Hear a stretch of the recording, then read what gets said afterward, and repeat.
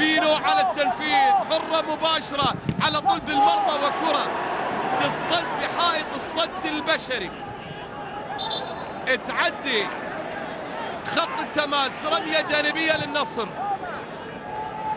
وقفت ساعة الملعب ولا زالت تتحرك ساعة الرياضية السعودية التي تشير إلى الدقيقة 92 وآخر دقيقتين من الوقت بدل الضايع. كرة خضراء على طول، زامل سليم يتقدم، حطها جول!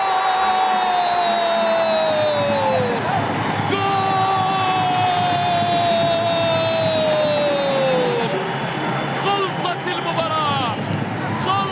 المباراة والبديل زامل سليم يشهر سيف فارس الدهناء هنا في هذا اللقاء في وسط غفلة دفاعية على طول. زامل اللي من الكرة يتقدم، ينفرد بالمرمى. شوف عادة، شوف السرعة، شوف الكنترول، شوف لما عدى هوب، عدى وحطه بالمرمى، عدى وحطه بالجول. في عادة شوف هوش